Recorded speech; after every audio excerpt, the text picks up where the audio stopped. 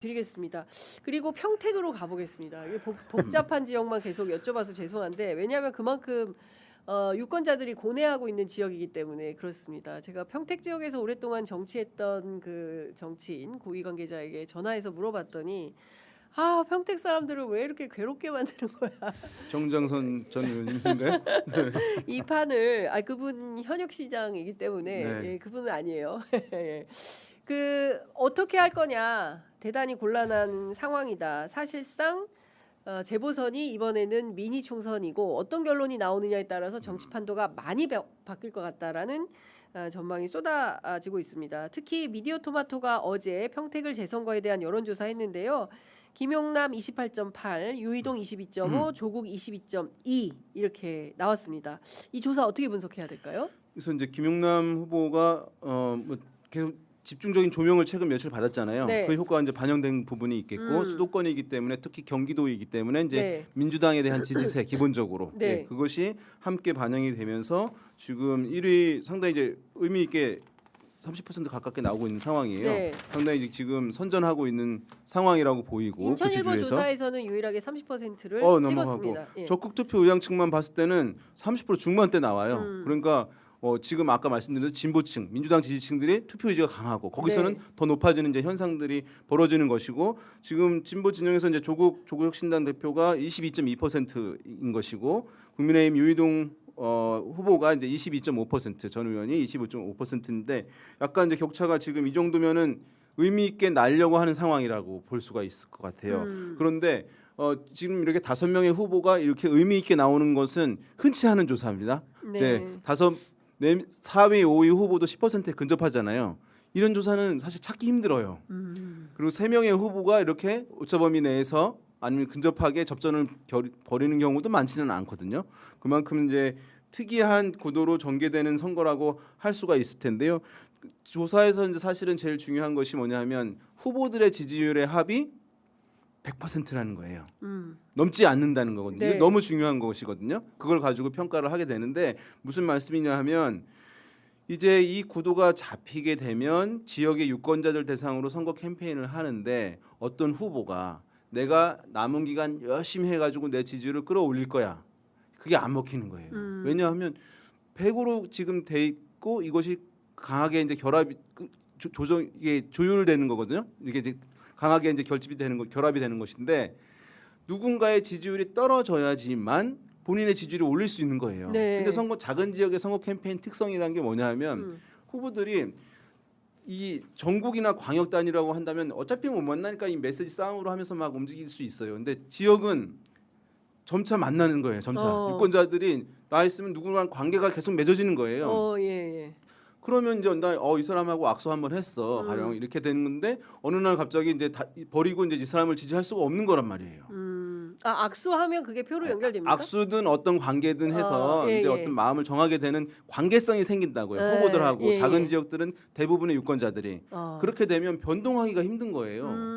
그러니까 이 구도가 이제 초반에 잡히게 되면 이 갈 가능성이 있어요. 그대로 제가 봤을 때는. 네네. 그래서 지금 그 100%라고 하는데 한정이 돼 있고 또 좌우로 나누면 절반이잖아요. 사실 그게 크지도 않은 거예요. 네. 그거를 이제 나누어 가는 것이니까 그런 면에서 봤을 때 지금 초반에 우위를 누가 가져가느냐. 네. 조국 대표와 김용남 의원 간에 전 의원 간에 네. 그것이 이제 그 흐름이 이어질 가능성이 매우 높다고 봐야 됩니다. 이런 작은 선거구 네. 같은 경우는.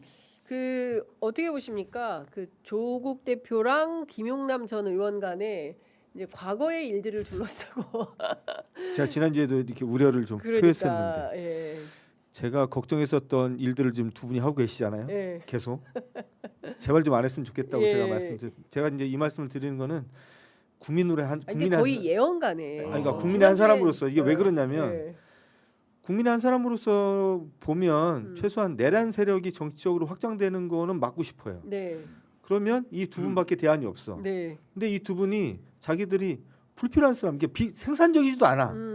다 지난 일이고 네. 이미 역사적 평가 어느 정도 내려졌습니다. 네. 지금 와가지고 조국 전 이제 조국 교수 전 평소에 그렇게 부르니까 조국 교수에 대해서 윤석열 검찰이 했었던 수사가 온당했다, 네. 잘했다 이렇게 말할 수 있는 사람이 누가 있어요? 그렇죠. 그걸 지금 다시 끄집어내서 뭐 어떻게 하자는 거야. 이게 생산적이지도 않아. 네. 근데 자기들 두 사람이 갖고 있는 이 절박함 때문에 지금 예. 이런 일이 벌어지는 예. 건데 국민 한 사람으로서 보면 좀 안타깝다. 예. 이런 일 없었으면 좋겠다. 이제 저는 아무리 그렇게 해도 3위로 돼 있는 유이동 의원이 갑자기 이렇게 1, 2위를 제끼고 이렇게 될 것 같지는 않은데 네. 둘 중에 한 분이 이제 될 것 같은데 네. 당선이 될 것 같긴 한데 예.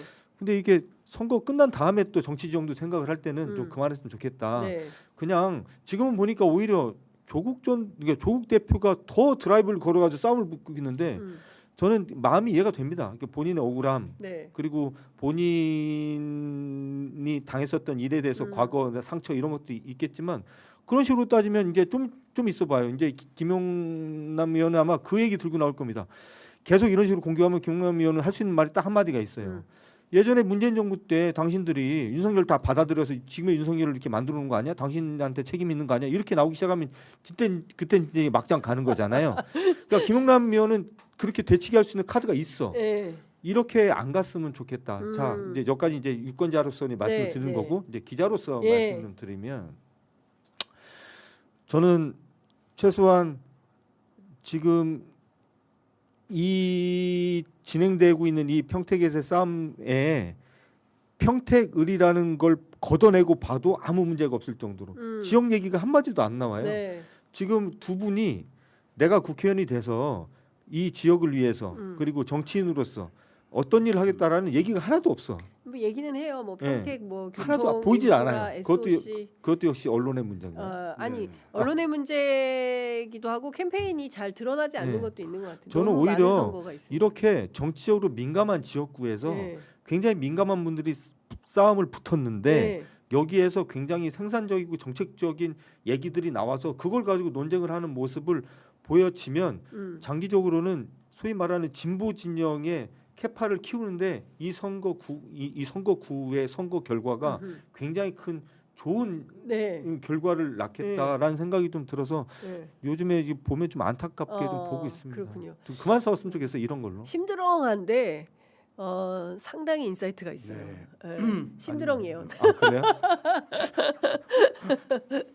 그 어찌됐든 지금 이런 판단도 하는 것 같아요. 제가 이제 앞서 말씀드린 대로 그 이제 사진은 많이 찍는다는 거예요. 조국 대표가. 네. 그런데 그 사진은 많이 찍는데 사진 찍은 사람이 표까지 줄지 이거는 퀘스천 마크다라고 이제 평택 지역 정가를 잘 들여다보는 정치인들이 이제 설명을 하고 있는 것이고 두 번째 이제 김용남 의원 같은 경우에는 민주당이라는 조직세가 있다. 기초단위, 광역단위, 국회의원이 둘이나 있고 이 일단 조직만 와도 일단 과반은 해야 되는데 과반이 안 되고 있다라는 것은 민주당 내부의 상당 부분이 조국 대표 쪽으로 이동해 있는 표심이 있는 거 아니냐. 이제 그분은 이제 그렇게 분석을 하시는 겁니다.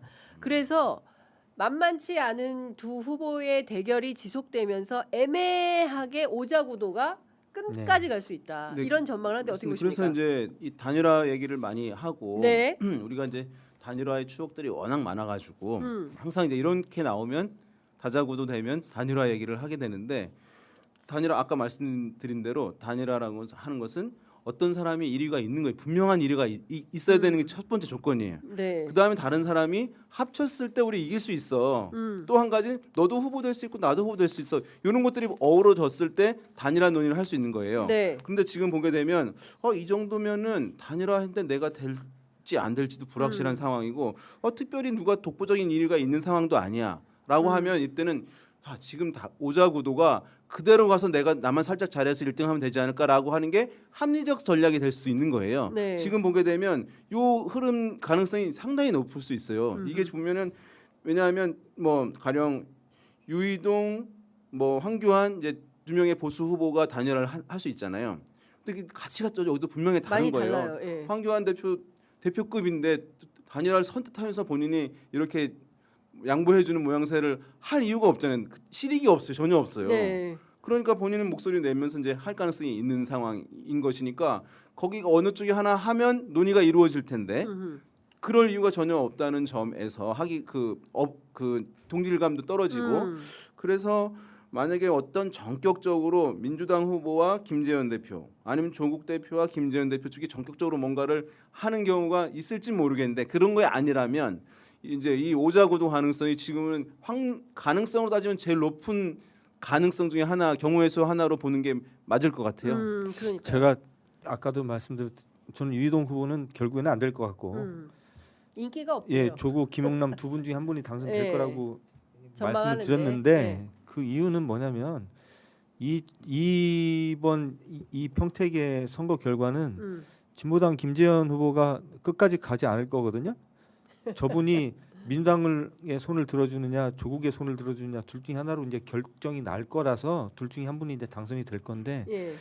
그래서 제가 이제 요 며칠 보니까 조국 후보는 이 내란 청산이라는 카드를 들고서 지금 정치를 해요. 이제 그렇죠. 선거를 예, 뛰고 예. 있어요. 검찰 정치 검찰 사실은 진보당 김재현 후보 같은 경우가 손잡기가 가장 좋은 카드가 내란 극복이니까요.